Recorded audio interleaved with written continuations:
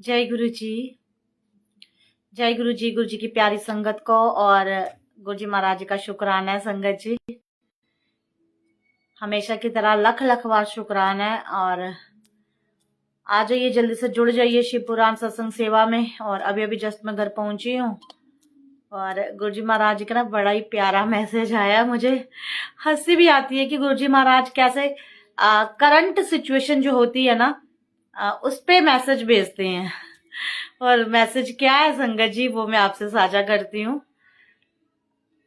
मुझे ना हंसी बड़ी आती है। मैं कहती हूँ वाह वाह गुरु जी, आपके ना कृष्ण में क्या बोलूं मैं।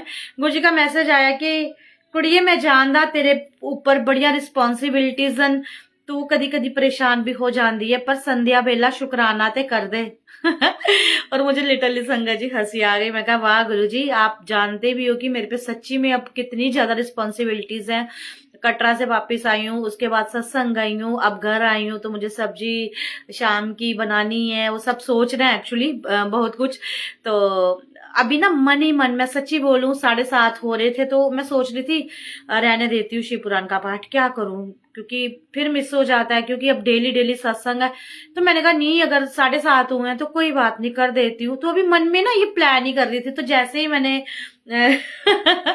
फेसबुक खोली है तो मैसेज आ गया कि कुड़िए मैं जानदा तेरे ते बहुत रिस्पॉन्सिबिलिटीज हैं, लेकिन तू संध्या वेला शुक्राना ते कर ले। तो देखा संगत जी कितने प्यारे हैं हमारे गुरु जी महाराज, जो खुद ही समझते भी हैं हमें और काम भी कराते हैं कि नहीं भाई, काल करे सो आज कर, आज करे सो अब, तू अभी कर ले, मेरा पाठ कर ले। तू बड़े उसमें छुट्टियां मार रही है।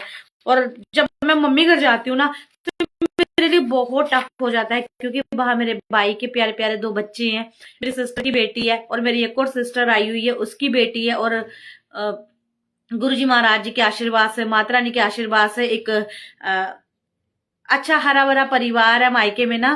तो 5 बहनें हैं, 1 भाई है ना। तो छुट्टियां पड़ी हुई हैं तो बहनें कोई ना कोई बहन आ जाती है, तो उनके भी बच्चे हैं। तो वो फिर ना बच्चे कहते हैं बुआ हमारे साथ टाइम स्पेंड करो, मासी हमारे साथ टाइम स्पेंड करो। और वो बड़े खुश रहते हैं मेरे साथ ना एक्चुअली। तो संध्या मुझे भी बहुत सारी बटरफ्लाईज दिखी है, जब मैं परसों कटरा जा रही थी तब भी, और जब आज आई हूँ आज भी बहुत प्यारी प्यारी बटरफ्लाई, येलो कलर की और क्रीम कलर की। तो संगत जी फिर आज आई हूँ तो अब गुरुजी महाराज कहते हैं भाई अपना काम करो। तो चलिए फिर आप भी जुड़ जाइए। जब मैं आ गई हूँ भाई शिव पुराण का पाठ सुनाने, तो मैं किसके लिए सुनाऊंगी, आप संगतों को ही सुनाऊंगी ना। तो जिन जिनको नहीं पता है कि मैं आई हूँ तो उनको जल्दी से शेयर करके आप बता दे।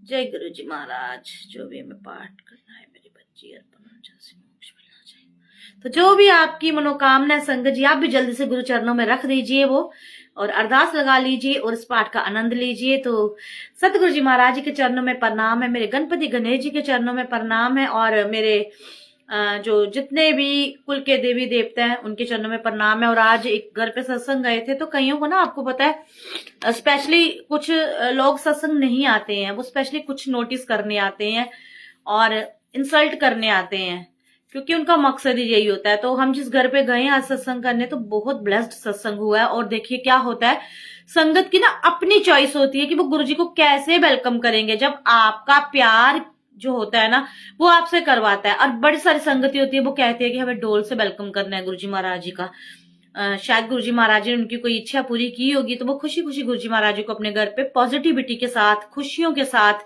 धूम धड़ाके के साथ अपने घर के अंदर वेलकम उनका कराना चाहते थे।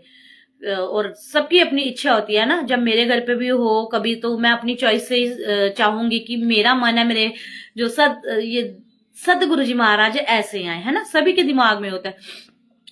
तो वहां एक अंकल आए, कहते हैं आंटी जी ये देखो आप लोगों ने के ये नीचे गुरुजी महाराज की गद्दी लगी हुई है, और इनके ऊपर की सेल्फ पे देखो इनके सारे घर के परिवारों की फोटोज हैं, क्या ये लोग गुरुजी से बड़े हैं? और हमने कहा भाई गुरुजी से बड़ा तो कोई भी नहीं हो सकता, लेकिन गुरुजी हमें ये नहीं कहते कि जब आप किसी के घर जाते हो, मेरी गद्दी बनाते हो, मेरा स्थान बनाते हो, तो मुझे अपने स्थान पे ही बैठना है। आप मेरे स्थान पे फोकस करें, ऊपर नीचे दाएं बाएं नहीं फोकस करें। हम किसी के घर का नक्शा थोड़ी संगत जी चेंज कर सकते हैं। अब आप ही बताओ, किसी के घर का सिस्टम थोड़ी चेंज कर देंगे कि आप ये सारी तस्वीरें हटा दो, आप ये कर दो, वो कर दो। ऐसा भले कहाँ होता है और कब गुरुजी ने कहा है? है ना। गुरुजी बड़े ही रहेंगे, चाहे हम कहीं भी उनको स्थान दें, गुरुजी छोटे नहीं होंगे। ये हमारे मन के गलत भावनाएं हैं, ये भावनाएं हमने पाल रखी हैं कि ऊपर पूर्वजों की तस्वीरें हैं, ऊपर रिश्तेदारों की तस्वीरें हैं और बीच में हमारे गुरुजी हैं, तो वो बड़े हो गए जी, हमारे गुरुजी छोटे।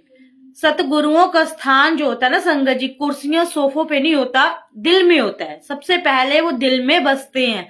और दिल जो होता है ना, चाहे वो छोटा बच्चा भी होगा ना, तो अगर उसने अपने दिल में गुरुजी को बसाना होगा ना, तो उसका दिल बहुत विशाल हो जाएगा, बहुत बड़ा हो जाएगा। तो वही बात आ गई कि कईयों को एक्चुअली सिर्फ स्पेशली नोटिस करने जाना होता है कि किसके घर का माहौल हम खराब करें। तो मैं तो यही कहती हूँ, सतगुरु जी महाराज अपनी मर्जी से सब करवाते हैं। आज उनकी मर्जी थी ढोल धमाके के साथ आने की, तो हम मना ही नहीं कर सकते थे। आज उनकी मर्जी थी ऐसे बैठने की, तो हम कौन होते हैं ना। जब हम इस बात पे पूरा ट्रस्ट करते हैं कि सतगुरु जी महाराज जी की मर्जी से ही सब होता है, सतगुरु जी महाराज जी की मर्जी से ही सेवा भी मिलती है और सतगुरु जी महाराज जी की मर्जी से ही सत्संग भी होते हैं, तो हमारी तो कहीं रजा ही नहीं है ना। तो किसी के घर का हम नक्शा नहीं बदल सकते। अगर सपोज किसी के पास एक ही कमरा हो, तो वो बेचारा क्या करेगा, वो तो कभी सतगुरु जी महाराज जी का सत्संग करा ही नहीं सकेगा, है ना। पहले वो अपने घर का सारा सामान हटाएगा, फिर जाके वो सत्संग कराएगा। तो ऐसी सोच बिल्कुल भी नहीं होनी चाहिए संगत जी। मैं तो इन चीजों के खिलाफ हूँ, और ना ही कभी गुरु जी महाराज जी ने भी मुझे ऐसा थॉट्स दिए कि ऐसा हम किसी के घर जाके करें, क्योंकि सतगुरु जी की जगह तो सतगुरु जी महाराज जी की है। जहां आपने उनके स्थान बनाया है वो साफ सुथरा होना चाहिए। बिल्कुल बिल्कुल आपके लिए प्रे कशिश जी, गुरु जी सुन रहे हैं, आपको जरूर ब्लेस करेंगे।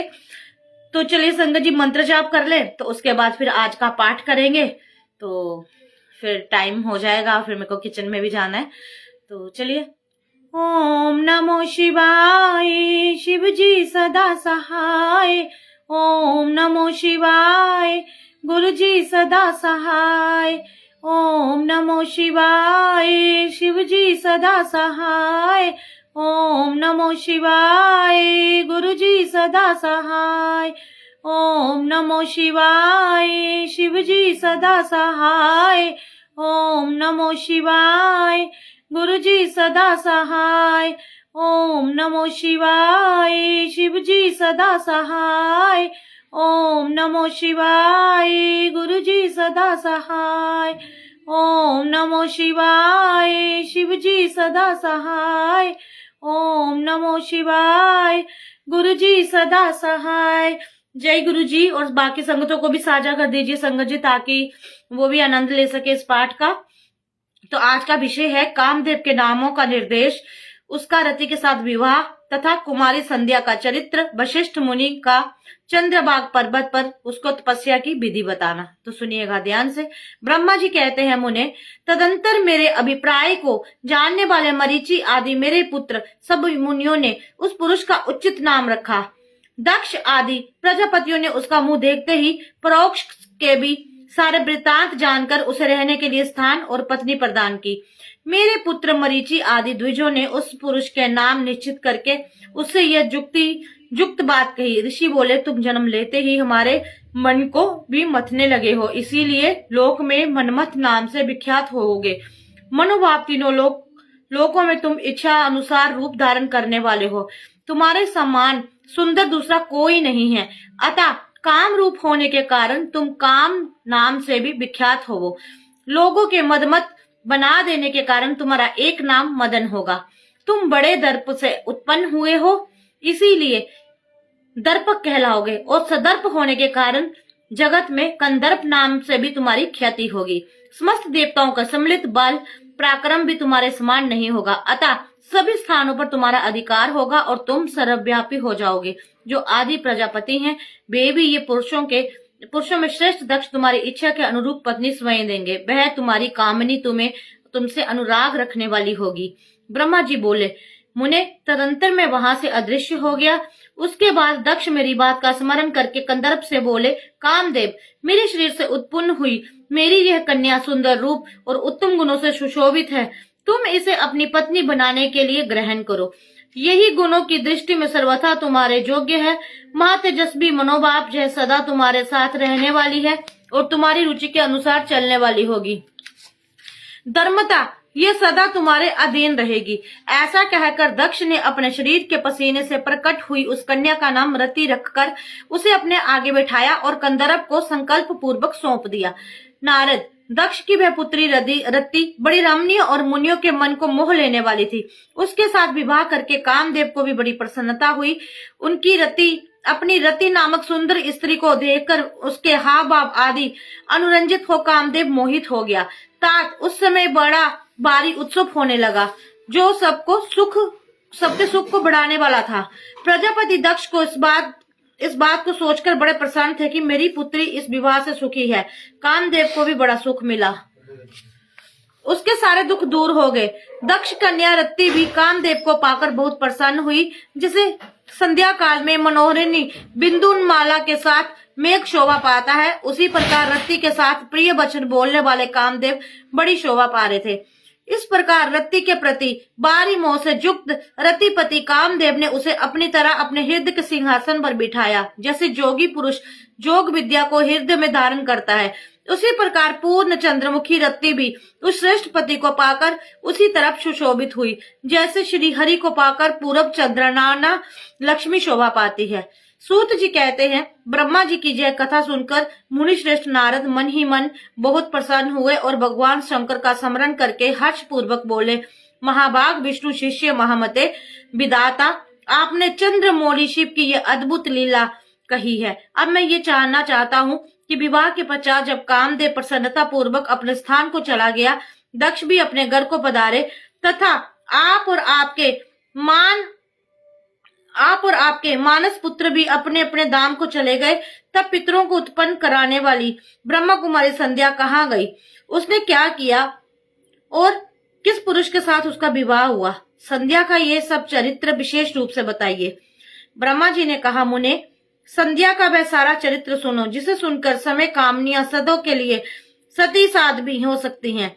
वह संध्या जो पहले मेरी मानस पुत्री थी, तपस्या करके शरीर को त्याग कर मुनि श्रेष्ठ मेघातिथि की बुद्धिवती पुत्री होकर अरुंधति के नाम से विख्यात हुई। उत्तम व्रत का पालन करके उस देवी ने ब्रह्मा विष्णु और महेश्वर के कहने से श्रेष्ठ व्रतधारी महात्मा वशिष्ठ को अपना पति चुना। वह सौभ्य स्वरूप वाली देवी सबकी वंदनीय और पूजनीय श्रेष्ठ पतिव्रता के रूप में विख्यात हुई। नारद जी ने पूछा, भगवान, संध्या ने कैसे, किस लिए और कहाँ तप किया? किस प्रकार शरीर त्याग कर वह मेघातिथि की पुत्री हुई? ब्रह्मा विष्णु और शिव इन तीनों देवताओं के बारे में बताए हुए श्रेष्ठ व्रतधारी महात्मा वशिष्ठ को उसने किस तरह अपना पति बनाया? पितामह, ये सब मैं विस्तार के साथ सुनना चाहता हूँ। अरुंधति के साथ इस कौतल पूर्वक चरित्र का आप यथार्थ रूप से वर्णन कीजिए। ब्रह्मा जी ने कहा, मुने, संध्या के मन में एक बार सकाम भाव आ गया था, इसीलिए उस साध्वी ने यह निश्चय किया कि वैदिक मार्ग के अनुसार मैं अग्नि में अपने इस शरीर की आहुति दे दूंगी। आज से इस भूतल पर कोई भी देहधारी उत्पन्न होते ही काम भाव से युक्त न हो, इसके लिए मैं कठोर तपस्या करके मर्यादा स्थापित करूंगी। तरुणावस्था से पूर्व किसी पर भी काम का प्रभाव नहीं पड़ेगा, ऐसी सीमा निर्धारित करूंगी। उसके बाद इस जीवन को त्याग दूंगी। मन ही मन ऐसा विचार करके संध्या चंद्रभागा नामक उस श्रेष्ठ पर्वत पर चली गई, जहाँ से चंद्रभागा नदी का पादु प्रभाव हुआ था। मन में तपस्या का दृढ़ निश्चय ले संध्या को श्रेष्ठ पर्वत पर गई हुए जान मैंने अपने समीप बैठे हुए वेद वेदांग के पारंगत विद्वान स्वर्ग जितात्मा एवं ज्ञान जोगी पुत्र वशिष्ठ से कहा, बेटा वशिष्ठ, मन सिबनी संध्या तपस्या की अभिलाषा से चंद्रभाग नामक पर्वत पर गई है। तुम जाओ और उसे विधि पूर्वक दीक्षा दो। तात वे तपस्या के बाप को नहीं जानती है, इसीलिए जिस तरह तुम्हारे यथोचित उपदेश से उसे अभिष्ट लक्ष्य की प्राप्ति हो सके वैसा प्रयत्न करो। नारद, मैंने दया पूर्वक जब वशिष्ठ को इस प्रकार आज्ञा दी, तब वे वो आज्ञा को कहकर एक तेजस्वी ब्रह्मचारी के रूप में संध्या के पास गए। चंद्रभाग पर्वत पर एक देव सरोवर है, जो जलाशय जोजित गुणों से परिपूर्ण हो मान सरोवर के समान शोभा पाता है। वशिष्ठ ने उस सरोवर को देखा और उसके तट पर बैठी हुई संध्या पर भी दृष्टिपात किया। कमलों से प्रकाशित होने वाला वह सरोवर, तट पर बैठी हुई संध्या से उपलक्षित हो उसी तरह सुशोभित हो रहा था जैसे प्रदोष काल में उदित हुए चंद्रमा और नक्षत्रों से युक्त आकाश शोभा पाता है। सुंदर भाव वाली संध्या वहां बैठी देख मुनि ने कौतूहल पूर्वक उस ब्रह्मलोहित नाम वाले सरोवर को अच्छी तरह देखा। उसी प्रकार भूत पर्वत के शिखर से दक्षिण समुद्र की ओर जाती हुई चंद्रभागा नदी का भी उन्होंने दर्शन किया। जैसे चंद्रमा जैसे गंगा हिमालय से निकलकर समुद्र की ओर जाती है, उसी प्रकार चंद्रभाग के पश्चिम शिखर का भेदन करके वह नदी समुद्र की ओर जा रही थी। उस चंद्रभाग पर्वत पर ब्रह्मलोहित सरोवर के किनारे बैठी हुई संध्या को देखकर वशिष्ठ जी ने आदर पूर्वक पूछा। वशिष्ठ जी बोले, भद्रे, तुम इस निर्जन पर्वत पर किस लिए आई हो, किसकी पुत्री हो और तुमने अपना यहाँ क्या करने का विचार किया है? मैं ये सब सुनना चाहता हूँ। यदि छिपाने जोगी बात ना हो तो बताओ। महात्मा वशिष्ठ की ये बात सुनकर संध्या ने उन महात्मा की ओर देखा। वे अपने तेज से प्रज्वलित अग्नि के समान प्रकाशित हो रहे थे। उन्हें देखकर ऐसा जान पड़ता था मानो ब्रह्मचार्य देह धारण करके आ गए हों। वे मस्तक पर जटा धारण किए हुए बड़ी शोभा पा रहे थे। संध्या ने उन तपोवन को आदर पूर्वक प्रणाम करके कहा। संध्या बोली, ब्राह्मण, मैं ब्रह्मा जी की पुत्री हूँ, मेरा नाम संध्या है और मैं तपस्या करने के लिए इस निर्जन पर्वत पर आई हूँ। यदि मुझे उपदेश देना आपको उचित जान पड़े तो आप मुझे तपस्या की विधि बताएं। मैं यही करना चाहती हूँ, दूसरी कोई भी गोपनीय बात नहीं है। मैं तपस्या के बाद को उसके करने के नियम को बिना जाने ही तपोवन आ गई हूँ, इसीलिए चिंता में सूखी जा रही हूँ और मेरा हृदय कांपता है। संध्या की ये बात सुनकर ब्रह्मा वेत्ताओं में श्रेष्ठ वशिष्ठ जी ने, जो स्वयं सारे कार्यों के ज्ञाता थे, उससे दूसरी कोई बात नहीं पूछी। वह मन ही मन तपस्या का निश्चय कर चुकी थी और उसके लिए अत्यंत उद्यमशील थी।